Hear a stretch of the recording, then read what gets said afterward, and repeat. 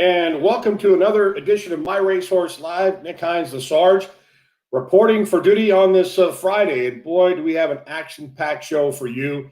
And with a special guest, Jane Ward, a longtime horse racing fan, a My Racehorse partner, and she is going to join us to share in some of those wonderful stories and adventures thus far along the My Racehorse Trail. And of course, we'll have updates for you from our very own operations manager, Joe Mishak. And all things social, we're going to include a new segment today, a social segment, if you will, where she will highlight a particular horse with some updates for you, the fans, the shareholders out there in My Racehorse land. Well, without further ado, I want to welcome in our all things social and operations manager, Joe Mishak. Hannah Bloom, good day, team. How are you? Hello, good to be back. Yeah, it's good to see Joe Mishak. Yeah, I love the backdrop. It's new, it's refreshing, and it gives me hope. He's showing off here. I mean, both of us need to up our game here with our backgrounds, it seems like, Sarge. You know, it's a great thing to always look up at and remember the journey, but also for me, more importantly, how do we get back there as a company and for our shareholders? So there's definitely a little bit of inspiration and motivation every day when I step back into the office. Yeah, and I wanted to also mention that Jane Wade, that is our guest, will be joining us here in a bit. And of course, she's going to reflect on her experiences here with My Racehorse. And Joe, I know you're going to touch on the trip and adventure that you had just went on yourself by way of Lexington, Kentucky and Ocala, Florida. And Hannah, of course, you are all things social. Keep an eye on questions and thoughts, and you're going to be enlightening us with a new feature today. Yeah, I'll be back later to tell you guys all those exciting things. All right. Well, Joe Mishak, we're going to kind of reflect back on this past weekend, Martin Luther King holiday weekend. We had a pair of contenders in the graded stake, the Grade 3 Astra, and a race that, interesting, uncharted waters essentially for both of them. But what were your thoughts on the efforts from Altea and Carpe Venum? Yeah, I think two different style runners, right? Carpe Venum tends to be a little bit more forwardly placed, and quite frankly, is probably I thought she had a good showing of herself. She's probably a little bit cut a little bit below the level of competition here, but I thought she put in a fair effort. She needs kind of that longer ground, as Phil D'Amato has been telling us for quite some time now. And Altea is the type of filly that I think everybody really would like to own. Or in this case, we're going to be doing a lease with the Action Bundle. But I mean, she's just a hard trying filly every time. The issue we have there is, as you know, Nick, the turf course at Santa Anita has been playing very speed favoring over the initial month or so of the meet, and it's a filly that's going to need some pace to run into. And unfortunately, unless you don't get a big field that's maybe strung out and battling heads with each other, she's going to need a nice pace setup, but she's going to give an honest effort every single time. So you got to love a horse that does that. They show up and they provide you some action. They're the fun type of horse to own, even though if they can't win all the time.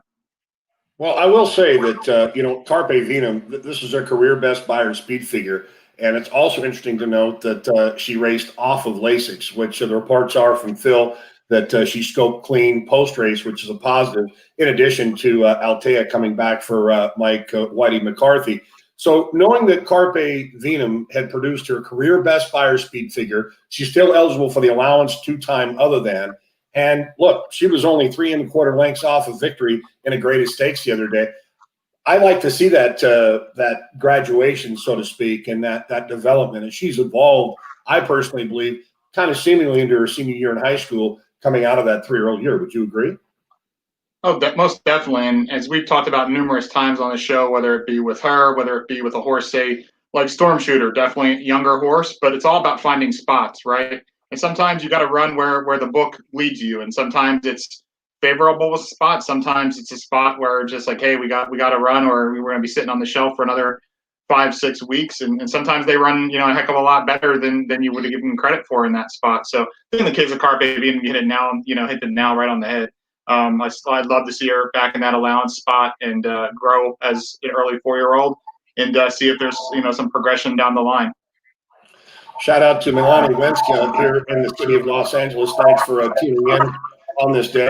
I'd also like to touch on Squared Straight. I know that he's entered at Turf Paradise on Monday on the quick turnaround. That effort, not bad. He's 9 to 5 morning line come Monday. Yeah, I think, Square Straight's, he's, the type of horse that we talked about this analogy before, specifically with Lane Wade, and not apples to oranges, but it's about finding your friends, right? And I think, Square Straight, it's just neat about finding his friends, finding it in some softer competition. And I think the move over to Turf Paradise and getting a softer spot there, hopefully should go a long way. Unfortunately, hasn't really blossomed into the horse that his brother was, Takeo Squared, who was our first, my racehorse's first winner, and was seemingly about to, seemed like he was going to become a stakes winner before having an unfortunate setback. But, fun times to look back on, and Squared Straight hopefully finding a nicer spot as we move forward. I'll certainly keep an eye on the weather for that, as well as I know we're supposed to get a system rolling through Southern California.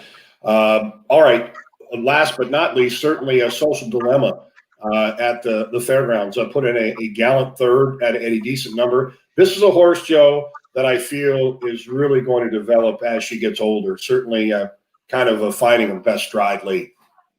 Yeah, absolutely. I mean, I've talked to trainer Al Stahl multiple times. It's exactly the way he puts it. She's a big, nice filly that kind of takes her time to get going. There was a little bit at the fairgrounds in, I'd say, middle of December. There was kind of a virus that kind of went through the fairgrounds, hitting several barns. Didn't really get Social Dilemma very much. She was just off a little tick. So back in December, a lot of people might note that she was entered to run back there. Al Stahl was just being cautionary, didn't want anything to go wrong there, decided to scratch. So then, she wasn't really, in my opinion, cranked up for the race the other day.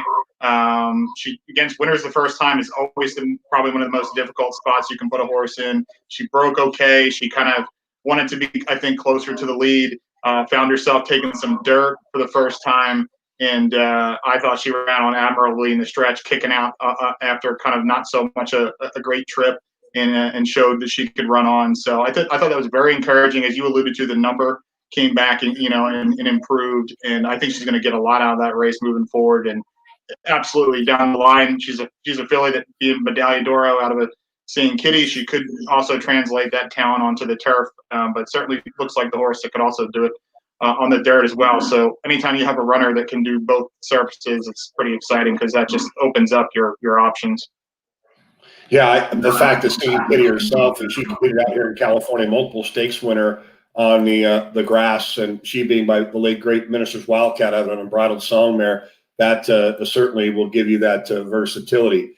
Joe, as I have you here, the Future Stars Bundle group, they're growing up so fast, and as we talk about, say for example, Carpe Venum, who goes from her junior to her senior year in high school. Here you have a situation where, hey, they're entering into their freshman year. What did you see when you were down there in Central Florida?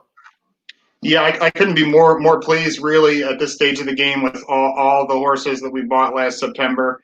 Not a big shock. Obviously, the ones that looked forward in September are the ones that look forward right now. I'd say the notable exception being the Cantharos Colt by Speightstown Bell.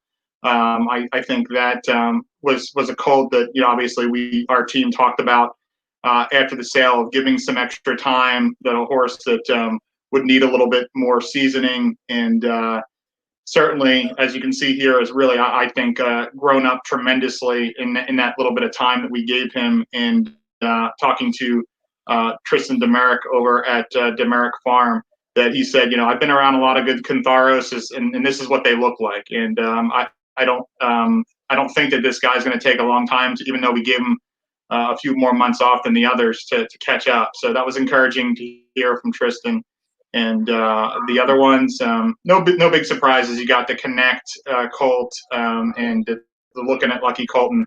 They look good, and it's just a matter of they're going to take some extra time just based on their physical and knowing that they're not precocious runners. And the ones that do, the newly named LaForgia, the All Hush will be trained by Tom Amos. I mean, they're looking on the muscle. They're looking precocious.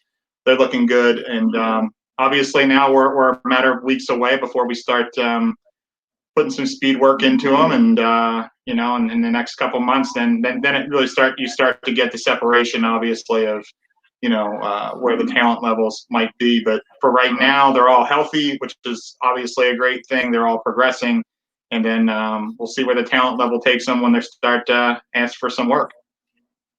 I do believe we also have some video here from the 2019 model Just Louise and as the aforementioned LaForgia. Let's take a look at those as well. The one thing that I know that we've talked about in-house and watching these horses move out there on the racetrack, can you confirm which is which there, Joe?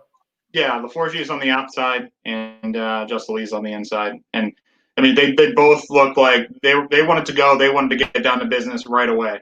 So it was fun, especially LaForgia. Definitely, he wanted to go. So it was fun to see.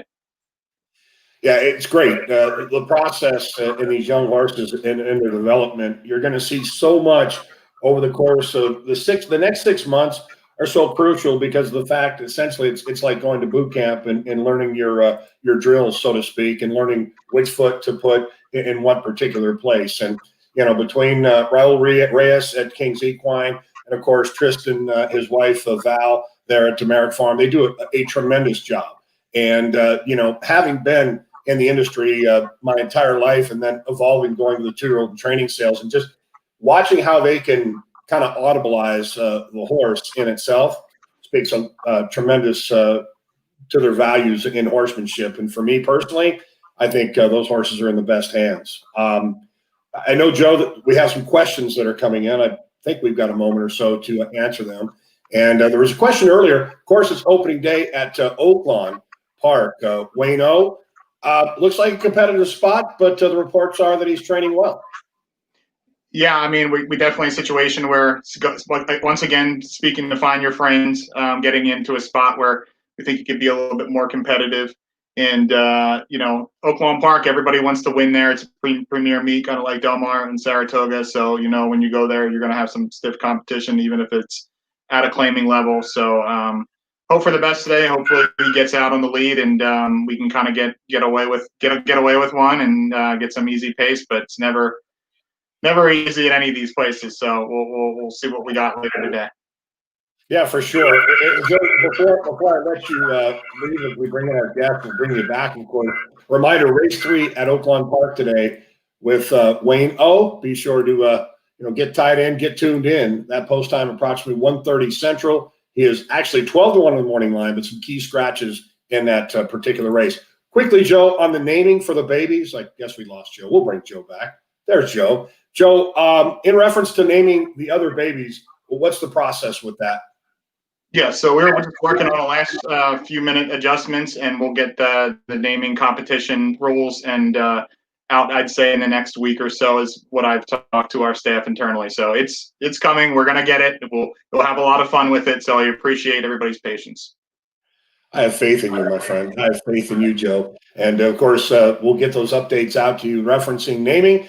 But without further ado, we'll come back to Joe. We'll bring Hannah in here in a bit. But today we welcome on a longtime horse racing fan and my racehorse supporter, owner Jane Wade. Jane, welcome to the show. Hey, it's a pleasure to see you. How are you today? I'm doing fine. How are you? It's a beautiful day, you being here, and we know the history that you've had as a fan in the game. But first, I wanted to reflect quickly on Tis a Magician and the effort that he put forth in his most recent start. Been a little bit of a journey with this horse. He shipped to Dubai last year. The race was canceled. He came back. Took him some time to get his stride back into gear, but he is certainly on his A game. What were your thoughts and feelings with the Magician in victory? It was a good race. He put in a good effort. He had a good break.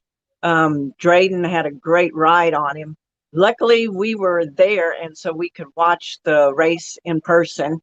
And it was such a thrill to watch him come back, especially when he won almost a year ago to the day at Santa Anita. Now, it's remarkable to think, and I've always felt that, as a handicapper and a former trainer, certain horses tend to be seasonal. They tend to get good in certain parts of the year. And we can only hope that that's the case, right, Jane? I mean, we've got a big stake coming up potentially at the end of the month with the San Pasqual, with the lead up potentially to the big cap at Santa Anita. Your passion speaks for itself. And obviously you have a special connection with Tiz Magician, am I right? Yeah, he was the first horse that we bought into with My Racehorse. Wow. And I had watched My Racehorse before, but hadn't really looked into it close until I saw Tiz Magician on your page, and he just stood out to me. And it's like, let's buy into some shares and let's see how this goes. And it's been a fun trip ever since. Well, and again, it didn't stop with Tiz Magician, of course, because you've invested in other horses with My Racehorse. Any others in particular that you have, kind of a favorite close association with? Yeah, Laneway. He's been fun to watch too. We've been able to go to the barn to see him along with Tiz, back before the COVID days. And it's been a lot of fun, like I said, and Collusion Illusion. I think he's going to be fun this coming year, once he's over his rest and he's back going again too. So like I said, it's just been a fun time being an owner with My Racehorse. Jane, had you owned horses prior to coming on board with My Racehorse? Yes. I've owned horses with some other people, like on I own a percentage of a horse. We have one running now in Arizona, and sometimes he's running in California too. But yeah, so we've been involved in horses close to 20 years, I guess. Wow. Well, it's what I find a wonderful, fantastic thing is the fact that you had been in the game already. So, and decided to kind of come on board with My Racehorse. And in your mind, what would set My Racehorse away and separate from just owning a horse in general, or having been involved with some other partnerships? What would set them apart? Well, it's just that it's fun. You pay that one-time fee and then you're in. And I mean, My Racehorse is so great at keeping us updated on all the horses. We get daily updates, any works that are coming up, or in all the analysis, just even like this live show, so it's been, like I said, so much fun. Yeah, well, again, you are a tremendous addition to the My Racehorse family. And after all, we are family. And I can appreciate the fact that the transparency is there and has been there through and throughout. Knowing your passion for the game, we know that you've taken some great photos of horses, namely Tiz Magician, in addition to others that you've become involved with. Is this an art that you studied, or is this something that comes naturally to you? No, it's just something I picked up. I had a camera one time years ago, and then I was like playing with it, and it's like, I'm going to get a bigger and better camera. And then I kept moving up till now I've got my big Canon and my big lens, and I sit in the stands and shoot from there. And with the zoom lens, it gets me, like I'm back almost on the track. So it's just lots of fun. And I always like to do it because for those people that can't be there, that way they can see the stuff that, usually is not shown on TV, and, just more on hand stuff. So just like to share the pictures. No, it's beautiful. You do such an exceptional job putting those together, Jane. And it comes naturally, as your personality would as well. They mentioned that you were just maybe a little nervous coming on board today, and I have to tell you, you're a natural at this. I was like, oh my God, they want me? Why me? Well, let me tell you, Jane, for what you have shared with us and your story and your relationship with Tiz Magician, I know it's difficult through the times with this COVID-19 pandemic. 2020 was such a roller coaster, but the one thing that I can resort to is you, for example. You enlighten us in the game and giving us kind of a perspective from a different viewpoint. Just being able to take a camera, being able to take a picture. But, when you go out and you go to a horse sale or you go to a racetrack, whether you're gambling, you're trying to own or play, there's obviously that connection that you are, looking for, and it shows in what you do, Jane, and we appreciate you. I thank you very much. All right, so ladies and gentlemen, Jane Ward. Hey, end of the month, his magician reports are that he worked somewhat unbelievable today, according to Gary Mandela. So all systems are on target for the end of the month. The San Pasquale hopefully will be a nice lead up for the Santa Anita Handicap, the big cap. Who doesn't want to have the Santa Anita Handicap hardware on their mantle? All right, I want to bring both Joe Mishak and Hannah back in. And I know that we're getting some questions from owners, and one that it's made our way onto our desk regarding training spells in the layoff period. Joe Mishak, when a horse goes out for a layoff or some R&R, why can't they just go back to the races once they come back to the racetrack? Yeah, great question. Before I jump into it, to get back to Tis the Magician, Gary said best work ever. So no pressure at all, Gary, to get this horse in the winner's circle next week. So really looking forward to it. But and regarding the layoff, yeah, it's something that our team it's kind of seen some correspondence from some of the owners via email or whether it be on social media. I said, hey, that's a good question to talk about. So when we say a horse needs 60 days off or it needs 90 days off, essentially what that means is we're giving that horse a break for that specific period of time. And the way I kind of was talking to our CEO, Michael Behrens, the other day about the topic was, it's, if you're a runner per se and you have a hamstring tear or you pulled something, you wouldn't go straight back into running a marathon, right? You go 90 days, you'd rest, then you'd go back into training. You get your work in around the neighborhood, and then you start to enter in those races. So same thing with horses. We give them 90 days off, then they're ready to go on to the next phase. If everything checks out, go back to off-site facility, and we use Kesmark in Kentucky sometimes for water therapy, or they go back to the trainer and get straight back to the track, and they put their foundation in, and then they make their races afterwards. So in reality, when we say taking 90 days off, the timeline really is almost double that, because they're getting rest and then they need to work back towards that actual target. So just for some clarification, thought that'd be a good topic to bring to the show today. Yeah, I just wanted to mention one thing, and I know Hannah has a question, but in reference to when we turn horses out, as a former trainer, the one predicament that I seemingly always seem to fall into is that we essentially only turned horses out because we had to, not because it was the right thing for them. So when we give these horses the time off, say, for example, with Psychedelic Shack, there was nothing that was real heartily significant. There were just little minor issues that in some cases, a few may have just given him just a minor amount of time off and then essentially try to put him back into training. But it's all about putting the horse first, doing the right thing by the animal, and essentially that will hopefully enable us to reap the rewards going forward. Hannah? Yeah, Joe, I know you touched on the 90 days rotation, all those things, but how important is it to turn a horse out for their career if needed? Yeah, I think Nick obviously could probably provide some better insight than I can here. Just based off the trainers that on our team that we've spoken to, some have different methodologies about if the horse is doing well. That's the common thing you hear. If the horse is doing well, you don't want to turn them out, right? Take advantage of when the horse is doing well. During the winter time, I think it's common on the East Coast to kind of give some time off, just when you have the opportunity. But Nick, I think you can probably provide some better insight there. Yeah, absolutely. And I think it just boils down to the trainer, the personality, and the training technique of that particular individual.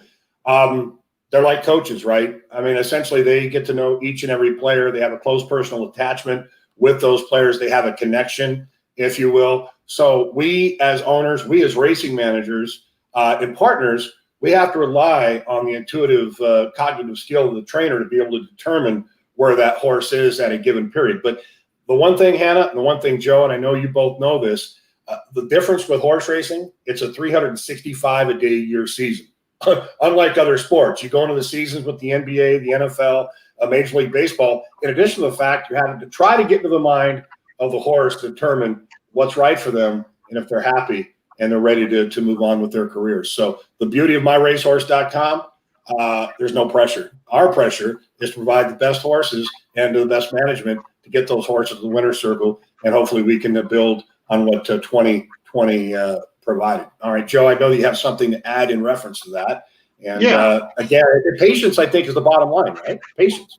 Oh, absolutely. I'm taking the words I'm out. So the one thing you just have to be cognizant of what the horse is telling you too, right? I mean, we see a horse kind of steadily decline, whether it be in the race performances or in their speed figures. Might be something we're going to take some extra time and dig into. We might send our resident vet in and potentially do some work, even if the horse isn't. A lot of times horses aren't exhibiting, right, any symptoms of something being off, whether it be in their head or whether it be physical.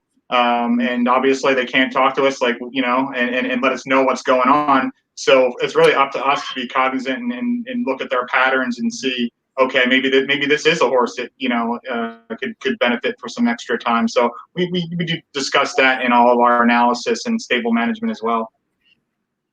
All right. Well, Joe, thank you for enlightening us on that. Go ahead, Hannah. I'm going to ask, so we have a few questions about some updates for horses, and while Mishak's here, I might as well ask. I know we've had a few recent works, Naismith, I always say his name wrong, might be Naismith, I'm sorry. No, it's Naismith. And then Moonlight Doro. Oh, Joe, you're muted. Okay, so if you could give us a little update on both those horses. Yeah, Naismith, so you got it right, it's Naismith. So, he worked absolutely lights out yesterday. I think he'd been working well. I've been kind of tongue in cheek about his workouts. I thought they were just fairly above average. And then he turned the burners on yesterday. So that workout, and I know Nick said that he heard from some clockers after that workout at Santa Anita that were really, really impressed with that work. And so I'll let him touch on that after Moonlight Doro. And Moonlight Doro, I think her work should speak for themselves if you follow the industry long enough. And you see horses working 48 and change or 59 and change, or you see a horse working 103 and change. They could all be good works. And I think in the case of Moonlight Doro, she was just under total control. She hit the wire. She flew past her workmate. And the race cannot get here any faster. I want to see that filly run again. Well, it indeed is exciting considering the fact that you've got Medaglia d'Oro progeny, two of which look to be aiming in the right direction as the new season has begun. Naismith, for example, each and every time I've been out at Santa Anita with Joe Moran, our West Coast racing manager, and of course want to give a little tip of the cap to Edge Racing with a big effort yesterday with Yes This Time, and Joe traveling back to California. But Naismith, bigger, better, stronger, and of course Moonlight d'Oro. That workout the other day, just standing there at the 8th pole, just the way she did it with consummate ease with the gallop out, I couldn't agree with you more, Joe. I wish the race for her were tomorrow. So, and a major big time salute going out to Team Mandela, Richard, Papa, Hall of Fame trainer, Gary. Their updates have been absolutely phenomenal. The transparency there, you can't beat it. So let's hope that we can continue that winning trend.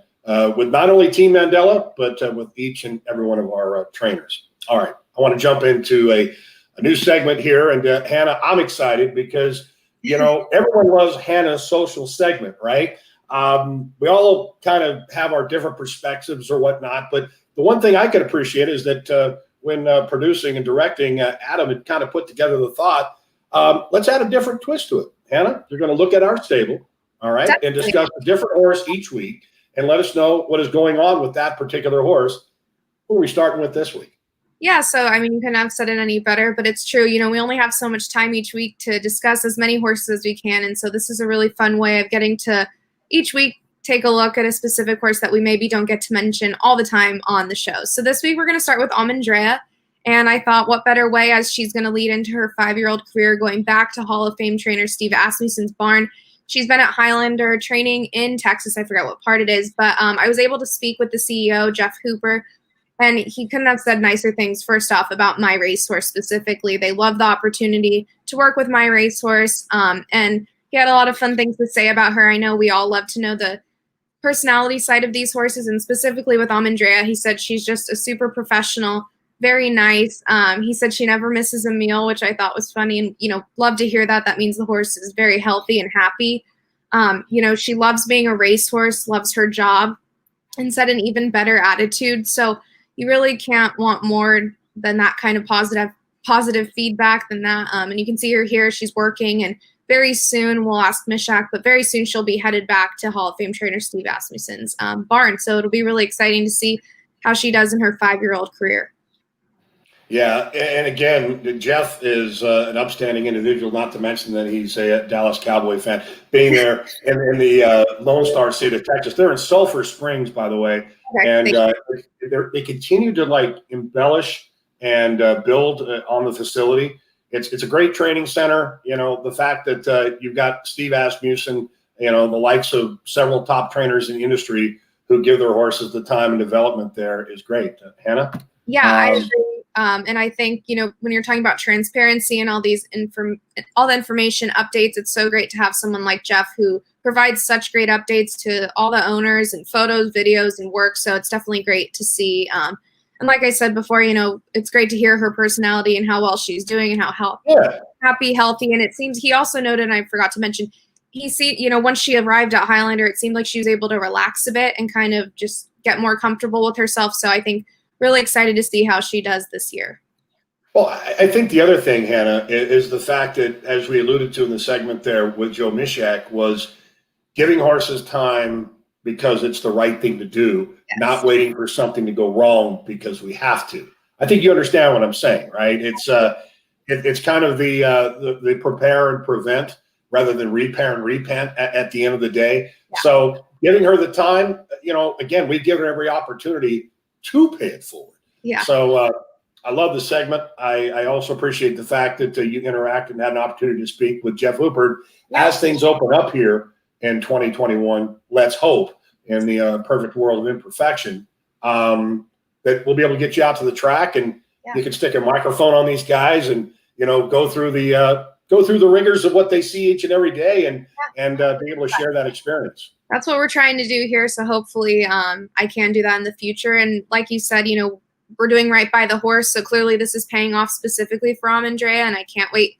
to see what's in store for her. So also, you know, comment us, let us know who you'd like me to highlight each week. I know it's going to take a while to get through them all, but we're trying to talk about each and every one of them. So let me know who you want to hear about next.